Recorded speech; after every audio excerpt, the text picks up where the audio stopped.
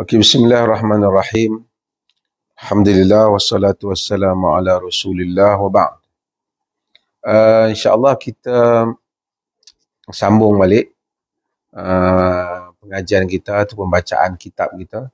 Seperti mana yang saya bagi tahu, saya membaca kitab daripada Kitabul Fitan daripada Sahih Al-Bukhari. Kitabul Fitan ni lah salah satu kitab yang ada di dalam Sahih Al-Bukhari. Dalam Sahih Al-Bukhari ni banyak kitab-kitabnya. Salah satunya ialah Kitabul Fitan, yang mana Al-Imam Al-Bukhari memasukkan dalamnya hadis-hadis berhubung dengan fitnah-fitnah yang akan berlaku pada sejak daripada zaman Nabi, selepas kewafatan zaman Nabi, kemudian sehinggalah kiamat. Dan hadis-hadis ni adalah hadis-hadis yang mencukupi syarat Bukhari dan Muslim, dan kita akan baca. Bagi siapa yang ada Sahih Bukhari dan Muslim, mungkin dia boleh buat preparation setiap hari. Kemungkinan saya akan baca, melainkan kalau saya ada tugasan yang lain. At least saya akan baca sikit ringkas. Kuliah saya di sini taklah seperti kuliah saya di masjid yang mendetail. Di sini saya hanya akan membaca hadis dan dengan huraian yang ringkas. Yang berikutnya, kita telah baca 3 bab di bawah Kitabul Fitan. Bab yang keempat ialah babu qaulin Nabi sallallahu alaihi wasallam, wailul lil arab min syarrin qad iqtarab. Wailul lil arab min syarrin qad iqtarab. Maksudnya wail woe to you.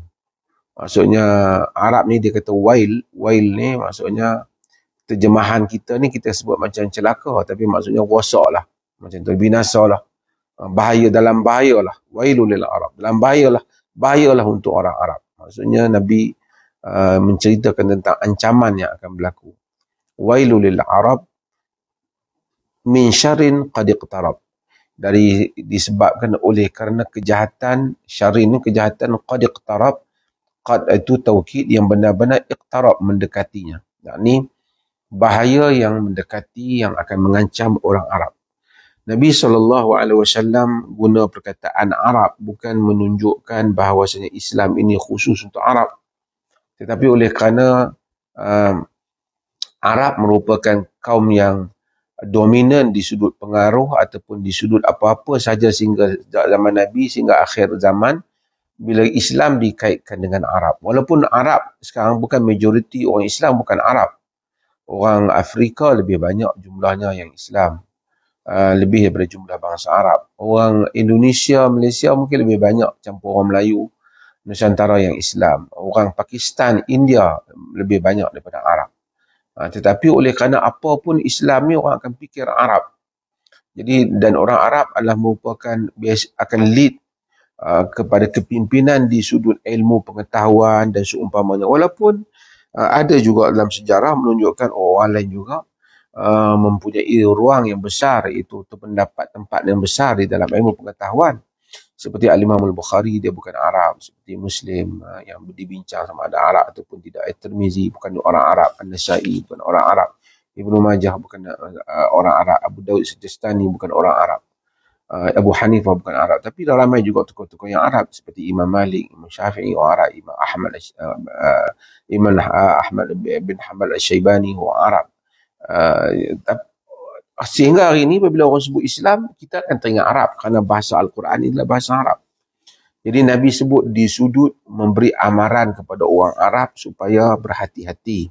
Bukan Nabi hanya nak menjaga orang Arab. Maksudnya kita kata jagalah, misalnya jaga orang Melayu. Agama pun dah nak terancam. Contohnya lah, bukan menunjukkan Islam tu untuk orang Melayu, tapi oleh kerana orang Melayu dominan dalam sudut itu, maka digunakanlah bahasa itu. Itu maksud dia di sudut penggunaan bahasa. Jadi saya baca hadis yang ada di dalam bab qaulin Nabi, wailul lil arab min syarrin qad iqtarab. Haddatsana Malik bin Ismail, kata Imam Al-Bukhari telah menceritakan kepada kami, menghadiskan kepada kami Malik bin Ismail. Malik bin Ismail adalah guru Al-Imam Al-Bukhari, iaitu Abu Ghassan An-Nahdi. Hadis ini dia ambil melalui gurunya iaitu Malik bin Ismail. Al-Imam Al-Bukhari sebenarnya ada hadis ni ada lagi dalam Sahih Bukhari di dalam bab Hadisul Anbiya. Imam Bukhari mendengar hadis ni juga melalui jalan yang lain iaitu jalan Yahya bin Bukair. Dalam Hadisul Anbiya, Yahya bin Bukair, Bukhari mengambil dari Yahya bin Bukair. Yahya bin Bukair mengambil daripada Al-Laits bin Sa'ad. Al-Laits bin Sa'ad mengambil daripada Uqail bin Khalid. Dan kemudian barulah seterusnya kepada Al-Imam Az-Zuhri. Tapi di dalam riwayat ini saya nak ceritanya kenapa hadis ni, seorang ahli hadis macam Bukhari ni, dia bukan satu hadis tu dia dengar daripada seorang, dia dengar daripada jalan memang bagai-bagai sanad ataupun change of narrator tu, dia rangkaian perawi tu dia ambil daripada guru ni sampai ke sana, dia ambil guru ni sampai ke sana. Tapi kesemua mereka sampai pada Zuhri daripada Urwah, kemudian daripada Zainab binti Salamah. Kata Bukhari, saya baca hadis ni dulu. Bukhari menyatakan, Haddatsana Malik bin Ismail telah menghadiskan kepada kami, guru dia itu Malik bin Ismail. Haddatsana Ibnu Uyainah telah menghadiskan kepada kami, kata Malik Ismail. Ni Bukhari cerita guru dia Malik bin Ismail. Malik bin Ismail kata guru dia telah menghadiskan kepada mereka dia dan anak-anak murid hadis yang lain. Siapa dia guru Malik bin Ismail? Iaitu Sufyan bin Uyainah. Disebut Ibnu Uyainah di sini iaitu Sufyan. Di dalam hadis ni kadang-kadang dia sebut nama bin dia. Macam Arab dia biasa macam tu. Misalnya dia sebut Ibn Umar. Nama dia Abdullah bin Umar. Ibn Mas'ud. Nama dia Abdullah bin Mas'ud. Ibn Uyainah maksudnya nama dia Sufyan bin Uyainah. Ibn tu anak kepada Uyainah. Kita kadang-kadang Melayu kita tak praktis macam tu lah. Melainkan Piramli dalam filem 40 penyamun tu.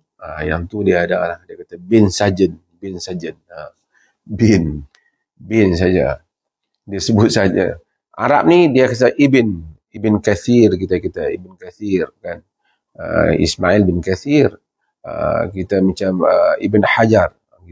Kita semua sebut Ibn, anak kepada. Macam Imam Syafi'i, nama dia bukan Syafi'i, nama dia Muhammad bin Idris. Syafi'i itu tuk dia yang keberapa. Jadi ini adalah cara orang Arab dalam mereka memanggil ataupun ya benar Mas'ud, wahai anak ya Mas'ud. Arab dia biasa macam tu. Melayu dia tak ada begitu. Kadang-kadang orang kampung dah, ni anak Pak Man. Mungkin dia tak ingat nama, dia tak tahu dia panggil, tapi bila dia tahu dia panggil nama. Haddatsana Ibnu Uyainah. Maksudnya kata Malik bin Ismail telah menghadiskan kepada kami Ibn Uyainah. Annahu sami'a Az-Zuhri, dia mendengar daripada Zuhri, yakni Az-Zuhri Ibn Shihab Az-Zuhri. Alim besar dalam hadis, tabi'i. An Urwah, daripada Urwah bin Ibn Zubair, iaitu anak saudara Aisyah radhiyallahu anha, dan ia merupakan anak kepada Zubair ibn Awam, Asma. Zubair ibn Awam ni kahwin dengan Asma binti Abi Bakar, saudari perempuan Aisyah radhiyallahu anha. Jadi sebab tu dia Urwah ni banyak mengambil hadis daripada Aisyah. Wa an Zainab binti Ummi Salamah, daripada Zainab anak Ummi Salamah. Ummu Salamah tu isteri Nabi. Zainab tu anak kepada Ummu Salamah. Dia bukan anak Nabi, dia anak tiri Nabi. Apabila Nabi SAW nak berkahwin dengan Ummu Salamah, Ummu Salamah sebut bahawasanya dia ada anak, iaitu anak-anak. Dia antara anak dia ialah Zainab. Zainab ni adalah anak Ummu Salamah yang bukan anak Nabi. Jadi Ummu Salamah kahwin dengan Nabi, Zainab adalah anak tiri Nabi. Tapi artinya dia pernah jumpa Nabi lah. Dia anak tiri Nabi dan juga dia sahabiah lah dalam masa yang sama. Mak dia Ummu Salamah, isteri Nabi SAW. Ummu Salamah dulu dengan Abu Salamah meninggal, dia berkahwin dengan Nabi SAW. An Ummi Habibah, daripada Ummi Habibah. Ummi Habibah adalah isteri Nabi Ummu Habibah. Ramlah nama dia. Ramlah binti Abi Sufyan. Abu Sufyan tu masa awal musuh dengan Nabi. Rancang lawan Nabi. Ya, tapi anak dia, Abu Sufyan akhirnya masuk Islam. Tapi anak dia semasa dia lawan dengan Nabi, anak dia beriman dengan Nabi dan anak dia berhijrah ke Habasyah, ke Abyssinia. Kita sebut ke Ethiopia lah. Berhijrah ke Ethiopia. Hijrah yang Nabi tak pergi, orang Islam pada peringkat Mekah, mereka berhijrah ke Ethiopia ketika tekanan terlalu kuat. Sebelum hijrah ke Madinah, telah berlaku hijrah ke Ethiopia. Cuma Nabi tak pergi. Abyssinia lah.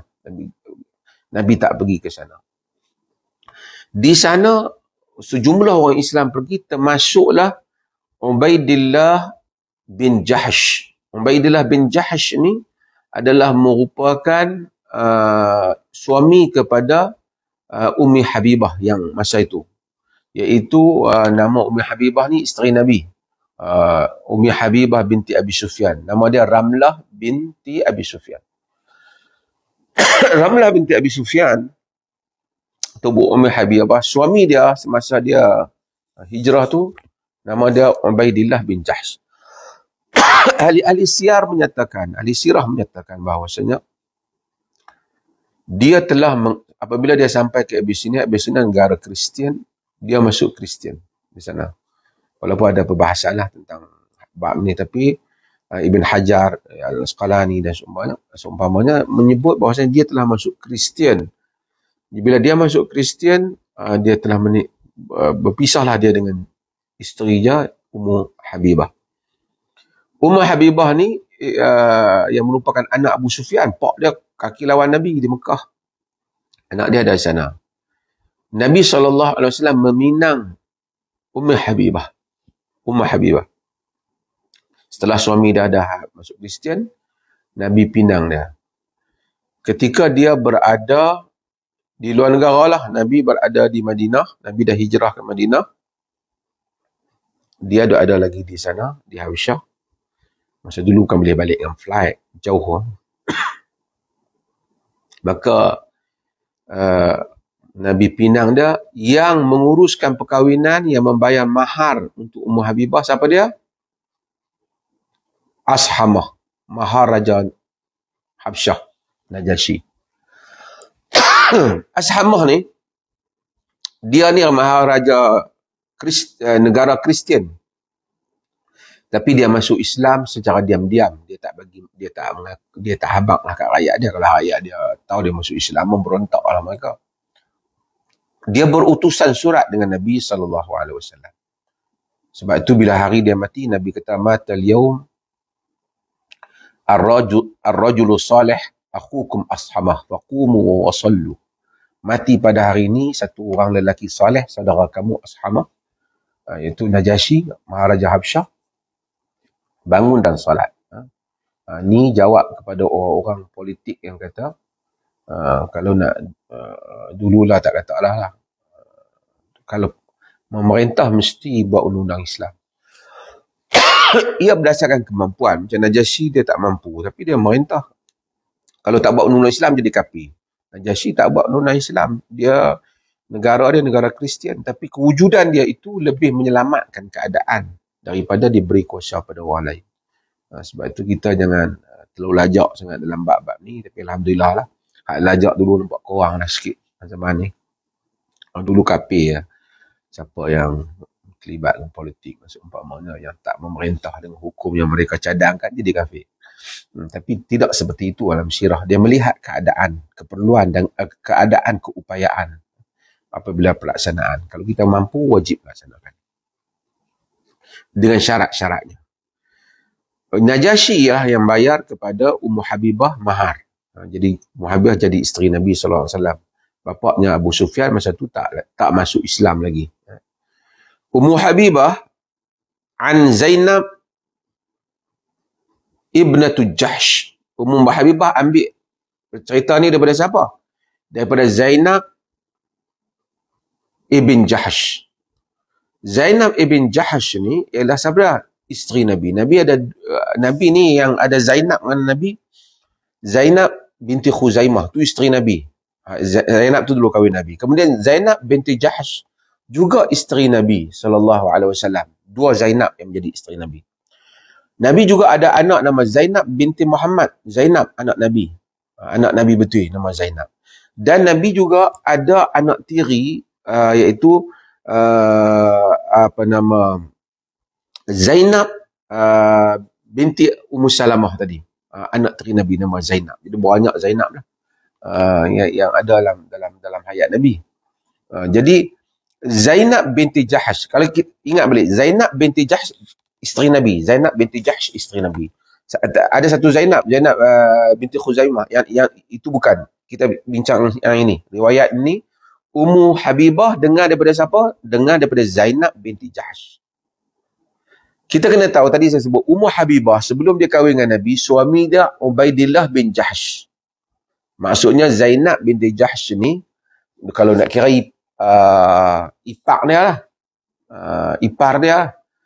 Jadi ipar dia yang dia ambil daripada ipar dia, yang di mana ipar dia tu telah menjadi isteri Nabi SAW juga. Radiyallahu anhun. Allah redha kepada mereka semua. Jadi dalam riwayat ni ada dalam sanad ni ada dua isteri Nabi, satu anak tiri Nabi. Ummu Salamah tu dia ibu je, dia tak terlibat dalam riwayat ni. Di sana ada riwayat dalam Sahih Muslim, Zainab binti Ummu Salamah tadi, anak tiri Nabi, dia mengambil daripada Habibah. Habibah ni siapa? Habibah ni Ummu Habibah, ibu Habibah. Macam kita tahu Ummu Salamah, ibu Salamah. Ummu Habibah ialah ibu Habibah. Habibah juga anak tiri Nabi. Sebab apa? Habibah tu, masa Ummu Habibah kahwin dengan Nabi, dia dah ada anak dah, Habibah. Anak Habibah ni ialah anak Ummu Habibah. Ummu Habibah tadi saya beritahu nama dia Ramlah binti Abi Sufyan. Kita lah jarang lah orang pakai nama Ramlah. Ramlah binti Abi Sufyan, dia ada anak. Ramlah binti Abi Sufyan itulah kita gelaran dia Ummu Habibah. Pasal pergelaran dia Ummu Habibah? Pasal anak dia nama Habibah. Habibah ni anak dengan siapa? Anak dengan Ubaidillah bin Jahsh. Ubaidillah bin Jahsh. Ubaidillah bin Jahsh yang kena tanassar, telah masuk Kristian di dalam pada riwayat-riwayat yang dikemukakan oleh ahli-ahli sirah. Walaupun saya tahu ada perbezaan pandangan dalam bab itu, tapi ini yang disebut oleh Ibn Hajar dan selainnya. Okey. Jadi Ummu Habibah, dalam riwayat Muslim, Zainab ambil daripada Habibah. Yang ni anak tiri ambil daripada anak tiri. Habibah lah ambil daripada ibu dia Ummu Habibah, isteri Nabi yang kahwin dengan Nabi. Ummu Habibah anak Abi Sufyan. Ummu Habibah ambil daripada madu dia. Madu dia siapa dia? Madu dia iaitu Zainab binti Jahsh. Ni madu-madu ni baik ya, kan? Jadi orang lelaki kalau boleh ada madu baik-baik ni baguslah. Masalahnya kalau madu ni bergaduh, masalah. Sebab tu kalau nak kahwin yang boleh tolerance. Kita ya kan. Okey. Jadi Ummu Habibah ambil daripada Zainab binti Jahsh yang kedua-duanya isteri Nabi. Jadi kalau ikut sanad Imam Muslim, ada dua anak tiri Nabi, dua isteri Nabi. Jadi empat lah. Empat depan dan sahabat lah. Sebab sahabiat lah. Mereka ni semua jumpa Nabi dan beriman dengan Nabi dan mati tahiman. Tambahan pula dua orang merupakan isteri Nabi SAW. Ini lataifus sanad, dia panggil. Ini menariknya sanad ni. Panjang saya cerita pasal sanad ni. Tak masuk hadis ke. Tapi kerana jarang dapat sanad yang sampai 4 orang sahabat duduk dalam satu sanad ni. Dalam ilmu hadis ni. Apa yang Ummu Zainab binti Jahsh cerita? Dia kata, istayqadhan Nabi sallallahu alaihi wasallam minan naum muhmarran wajhu. Nabi bangun daripada tidurnya dalam keadaan merah wajah dia. Merah wajah Nabi. Yani wajah tu wajah bukan nak marah, wajah tu wajah terkejut. Nabi SAW. Yani Nabi melihat sesuatu ataupun diberitahu sesuatu ketika di dalam tidur. Yaqul la ilaha illallah. Nabi kata la ilaha illallah. Tidak ada yang berhak disembah, kan? No has right to be worshipped but Allah lah. Tidak ada yang berhak untuk disembah melainkan Allah. Nabi la ilaha illallah. Nabi bangun. Wailul lil Arab, wutu Arab, binasa orang Arab, maksudnya bahaya orang Arab, min syarrin qad iqtarab, daripada kemerbahayaan, daripada kejahatan yang mendekati. Jadi Nabi lihat sesuatu. Nabi bagi tahu bahaya orang Arab. Bahaya orang Arab. Maksud orang Arab tu dalam konteks tu orang Arab tu yang ramai Islam. Jadi Nabi bagi tahu jaga orang Arab. Yang ni orang Islam lah. Nabi masuk orang Islam.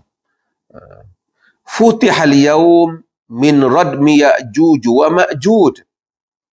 Mislu hadhihi. Telah dibuka pada hari ini benteng. Yang benteng Ya'juj dan Ma'juj. Seperti ini. Nabi buat seperti ini. Dalam riwayat ni dia kata aqada Sufyan tis'in au mi'ah. Sufyan buat tis'in atau mi'ah. Dia buat isyarat tangan. Dalam riwayat Yahya bin Bukair yang diriwayat dalam Ahadits al-Anbiya, dia kata wa halaqa bi asbi'ihi al-ibham wallati taliha. Dia Nabi buat macam ni. Macam ni. Seolah-olah benteng tu ataupun tak nampak. Nabi buat macam ni. Seolah-olah lubang tu yang terbuka tu dengan kadar macam ni. Kadar yang kecil.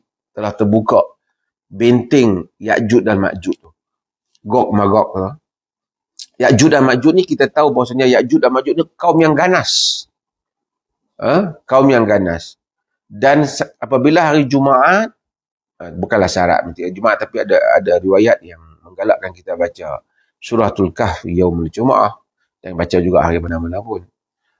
Kita baca Suratul Kahf, Surah Kahfi.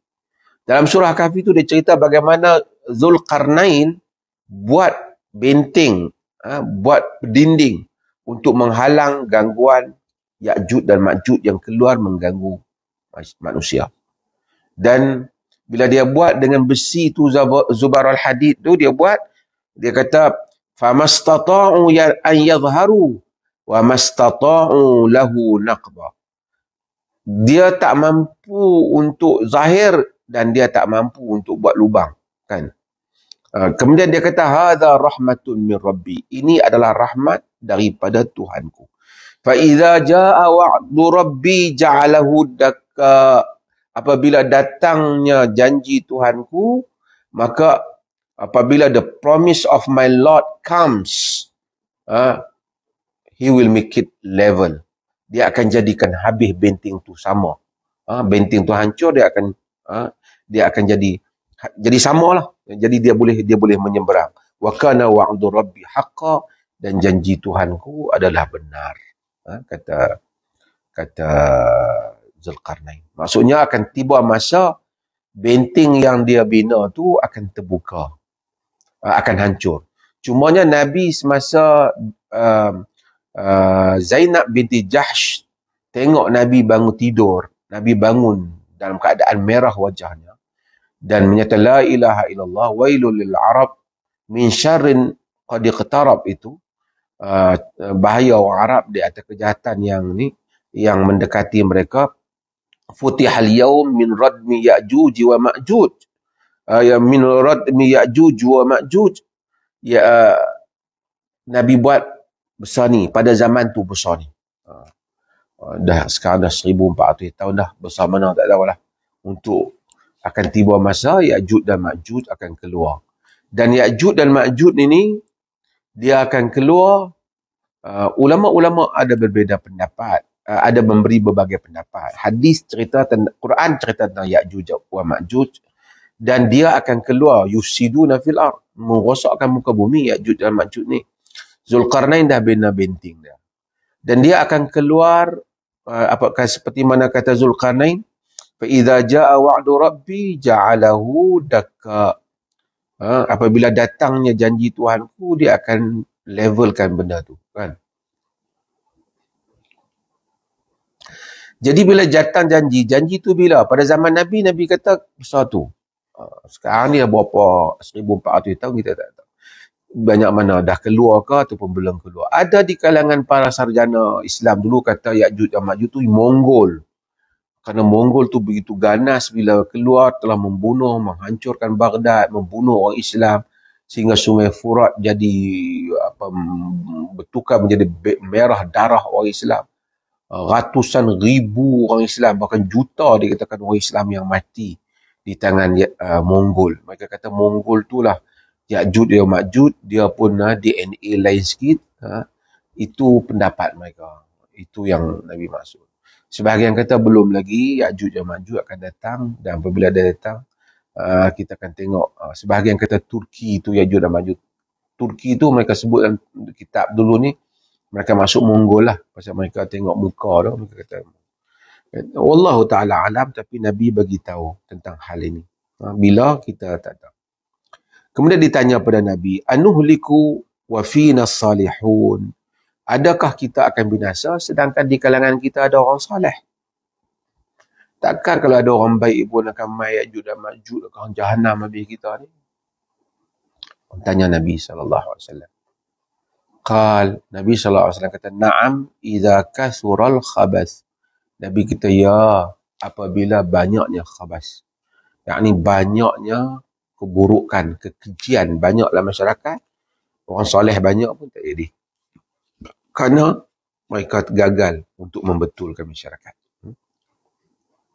Ini adalah hadis yang Nabi bagi tujuan Al-Bukhari nak cerita di sini ialah bahawasanya apabila orang soleh kalau ada pun, kalau tidak mengubah kemungkaran, tetap fitnah itu akan datang.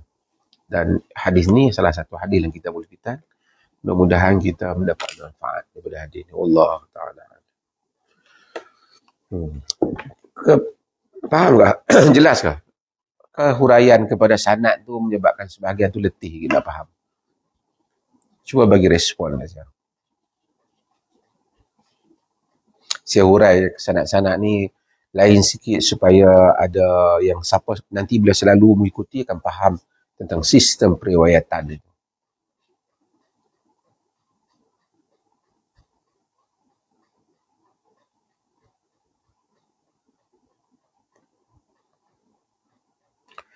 Ada esok jangan pecah lagi, akan dipecahkan besok. Ketua Ya'juj dan Ma'juj ada riwayat. Saudara kita tu ada riwayat yang demikian. Bahawasanya mereka disebut oleh di dalam sebahagian riwayat.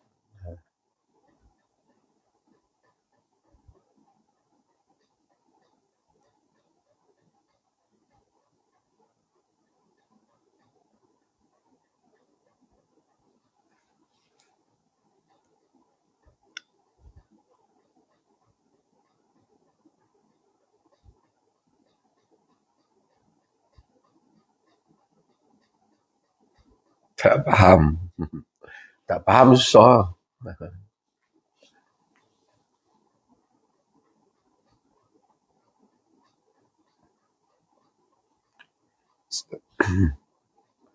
Elok saya cadangkan saudara-saudari yang penonton ini, kalau dapat download ke mana ke daripada internet ke, pergi beli ke Sahih Bukhari, baguslah kalau beli Sahih Bukhari, supaya bila saya baca ada naskah di tangan. Bila ada naskah di tangan lebih senang nak follow.